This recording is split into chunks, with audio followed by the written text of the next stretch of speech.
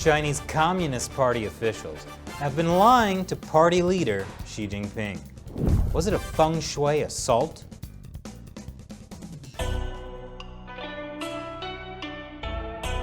Welcome to China Uncensored, I'm Chris Chappell. Things are not looking good for Chinese leader Xi Jinping.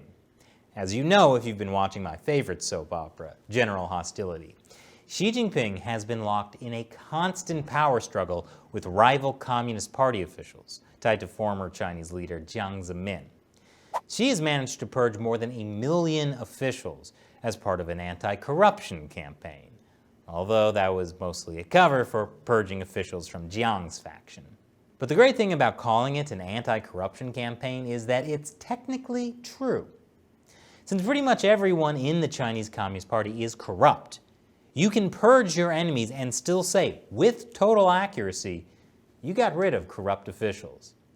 And a new wave of purges is beginning.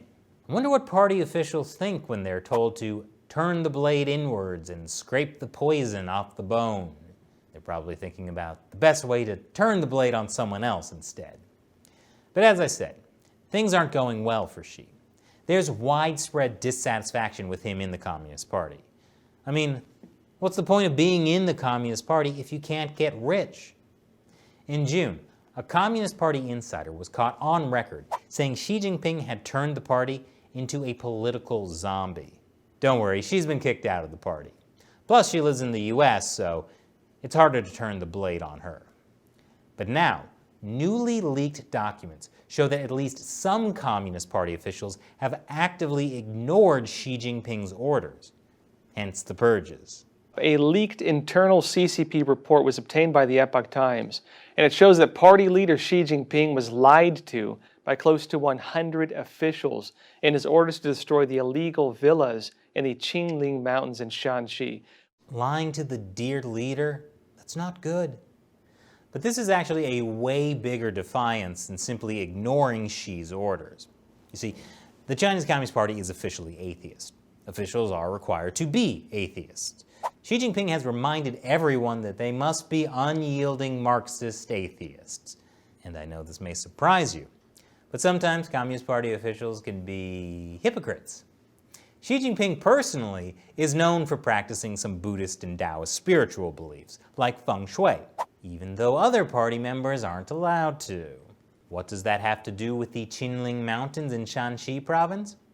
Well, in the old days, these mountains were called the Dragon Vein, a feng shui term. According to Chinoscope, it can impact the prosperity of the current ruler. Damages to or suppression of the Dragon Vein can hurt the ruler. So Xi was not too happy that local officials have illegally built luxury villas near the mountains and profited from them, almost as if that was a personal attack on him by messing up the feng shui that he doesn't believe in. Officially, Xi blamed the illegal villas for damaging the environment. But despite Xi having given instructions 6 times to demolish those illegal buildings, the local officials took no action. That is until 2018. That's when Xi Jinping sent Xu Lingyi, Deputy Secretary of the CCP's Central Commission on Disciplinary Inspection, to Shanxi to have a talk with those officials over those villas near the Qinling Mountains. That resulted in a lot of officials being taken down in a political purge. Most recently, the Communist Party head of Shanxi province, Zhao Zhengyong, was given a suspended death sentence for graft. Wow, what a surprise. Somehow I don't think anyone is going to try to damage Xi's Dragon Vein anymore. The timing is pretty interesting here, because this problem has been going on for years. In fact, Xi Jinping started bringing up the villas in the Qinling Mountains back in 2014, and it was supposedly resolved last year when the villas were demolished and Zhao was purged. So why is this coming up now? Were these documents leaked to remind party officials not to cross Xi, or were they leaked to embarrass him? All I know is this season of General Hostility is going to be must-see TV. And now it's time for me to answer a question from a China Uncensored supporter on Patreon. Bob Kyle asks, if Biden is elected in the US, How much can he or his administration do to help the CCP and China instead of push it back, like Trump and his administration? Good question, Bob. So the Trump administration has done a lot to push back against China. Certainly more than the Bush, Clinton, Bush II, and Obama administrations did. But it also is increasingly clear that the Chinese Communist Party is a security and economic threat to the U.S. So it's not just Trump who's concerned.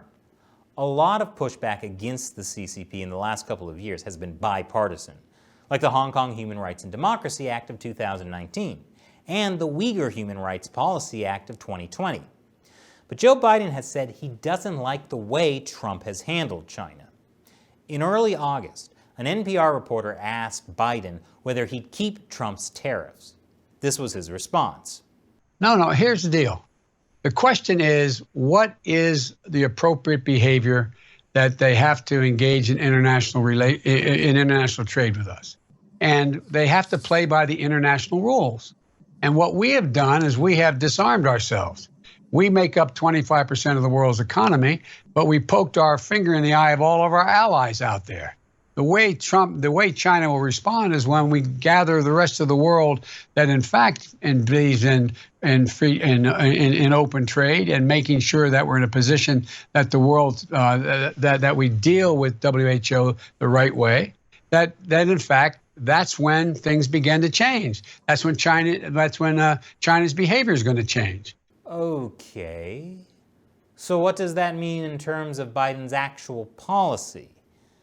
It sounds like he wants to work with allies to change China's behavior, which is good if your allies want to change China's behavior. Not all of them do. At least China is a major campaign issue, so people are talking about it. Thanks for your question, Bob.